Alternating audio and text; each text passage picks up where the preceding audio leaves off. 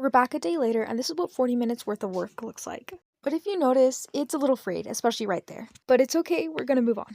After going back to the Pinterest board for inspiration, I got started.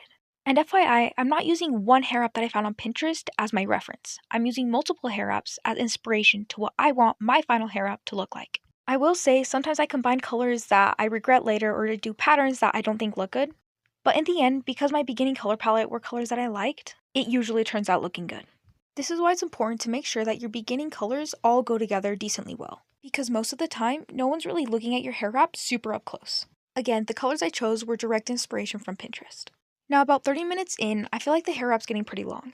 So I go to the mirror to check to see if it's as long as I want it to be. A very important note is that my hair is layered, which means that a hair wrap at the front of my hair will have to be significantly shorter than a hair wrap at the back of my head. Before I started the hair wrap, I had already decided where I wanted the hair wrap to be, which was towards the back of my head.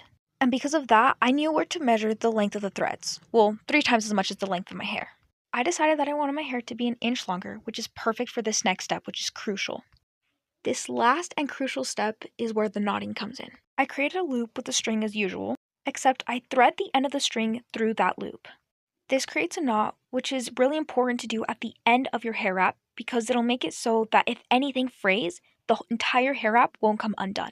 As you can see, I'm doing this with the white thread, and I'm going to speed up the rest of it because you guys have already seen it 3 times.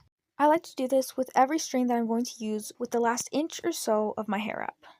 This really helps the hair wrap stay secure, and I strongly recommend it.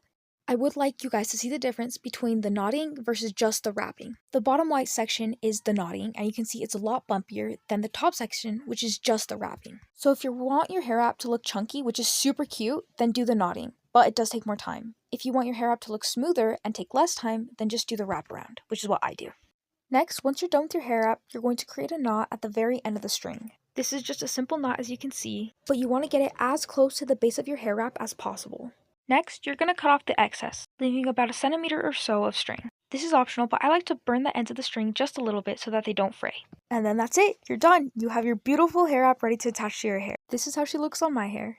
Thank you so much for watching, please like and subscribe, and leave any questions you guys have down in the comments below.